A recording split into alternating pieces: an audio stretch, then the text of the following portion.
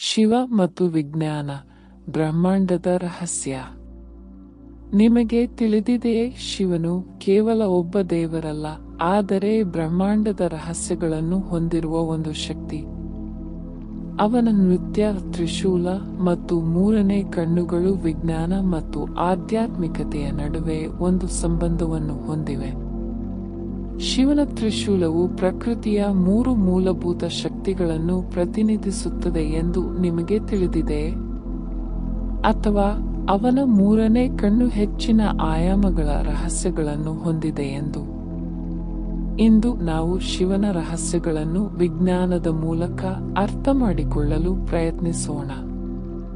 ಇದರಿಂದ ನೀವು ಆಶ್ಚರ್ಯಚಕಿತರಾಗಬಹುದು. ಕಾಲಕ್ಕೂ ಮುನ್ನದ ಒಂದು ಸಮಯವನ್ನು ಊಹಿಸಿ. ಆಗ ಏನೂ ಇರಲಿಲ್ಲ, ಗ್ರಹಗಳಿಲ್ಲ, ನಕ್ಷತ್ರಗಳಿಲ್ಲ, ಬೆಳಕಿನ ತುಂಡು ಇಲ್ಲ, ಕೇವಲ ಅಮಿತ ಶೂನ್ಯ. ಆದರೆ ಆ ಶೂನ್ಯತೆಯ ಮಧ್ಯದಿಂದ ಒಂದು ಅದ್ಭುತ ಶಕ್ತಿ ಉದಯವಾಯಿತು, ಶಿವ. ಬ್ರಹ್ಮಾಂಡದ ನೃತ್ಯಗಾರ, ಸೃಷ್ಟಿ, ಲಯ ಮತ್ತು ಪರಮಯೋಗಿ. ಆದರೆ ಶಿವ ಯಾರು? ದೇವರೋ? ಒಂದು ಪೌರಾಣಿಕ ಕಥೆಯೋ?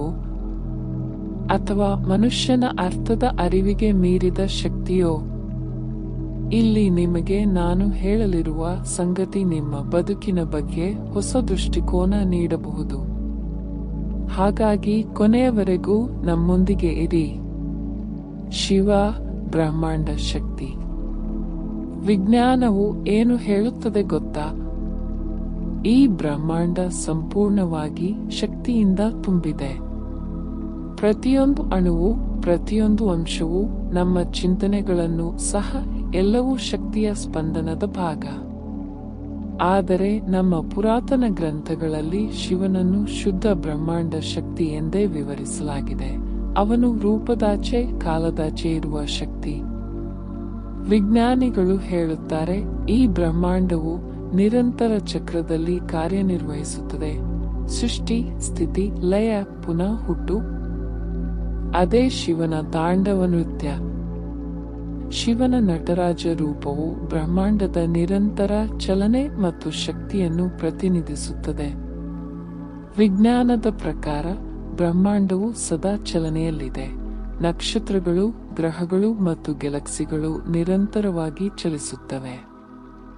ಶಿವನ ನೃತ್ಯವು ಈ ಚಲನೆಯನ್ನು ಸಂಕೇತಿಸುತ್ತದೆ.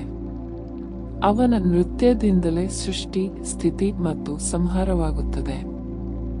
ಇದು ವಿಜ್ಞಾನದ ಬಿಗ್ ಬ್ಯಾಂಗ್ ಮತ್ತು ಎಂಟ್ರೋಪಿ ಸಿದ್ಧಾಂತಗಳನ್ನು ಹೋಲುತ್ತದೆ.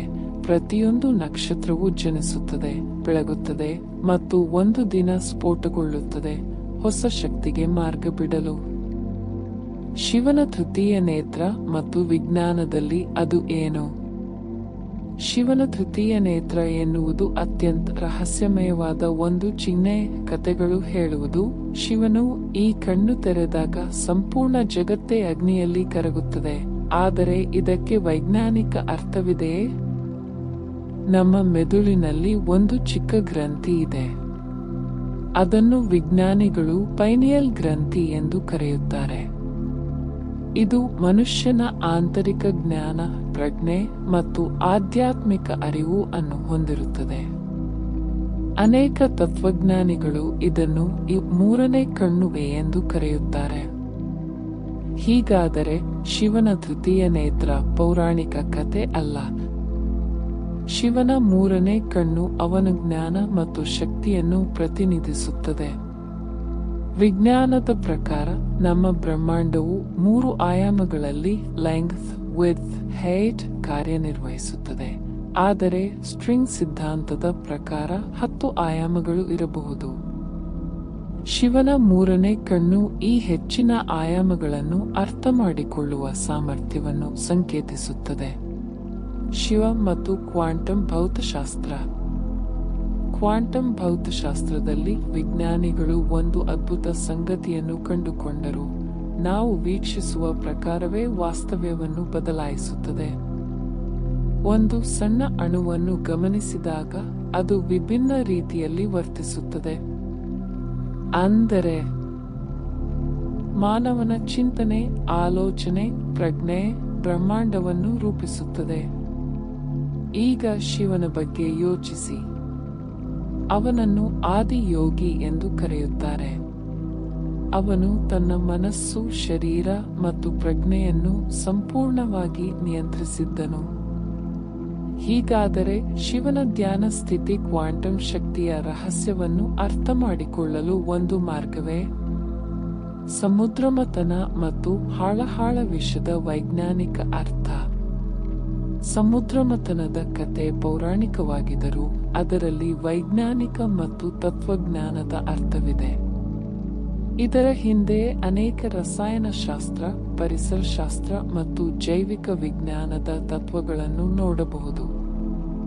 ವೈಜ್ಞಾನಿಕ ಅರ್ಥ: ಇದು ರಾಸಾಯನಿಕ ಪ್ರಕ್ರಿಯೆಗಳ ಮತ್ತು ಶೋಧನಾ ತಂತ್ರಗಳ ಎಕ್ಸ್ಟ್ರಾಕ್ಷನ್ ಪ್ರಾಸೆಸ್ ತತ್ವವನ್ನು ಪ್ರತಿನಿಧಿಸುತ್ತದೆ. ಪೆಟ್ರೋಲಿಯಂ ಶೋಧನೆ, ಪೆಟ್ರೋಲಿಯಂ ರಿಫೈನಿಂಗ್, ಪೆಟ್ರೋಲ್, ಡೀಸೆಲ್ ಮುಂತಾದ ಉಪಯುಕ್ತ ವಸ್ತುಗಳನ್ನು ಪಡೆಯುವ ಮೊದಲು ವಿಷಕಾರಿ ಅನಿಲಗಳು ಮತ್ತು ಅಶುದ್ಧ ಪದಾರ್ಥಗಳು ಹೊರಬರುತ್ತವೆ. ಧಾತು ಶೋಧನೆ, ಮೆಟಲ್ ಪ್ಯೂರಿಫಿಕೇಶನ್, ಲೋಹವನ್ನು ಶುದ್ಧೀಕರಿಸುವಾಗ ಮೊದಲಿಗೆ ಅನೇಕ ಹಾನಿಕಾರಕ ಅಶುದ್ಧಿಗಳು, ಸ್ಲಾಗ್ ಅಂಡ್ ಫ್ಯೂಮ್ಸ್ ಹೊರಬರುತ್ತವೆ.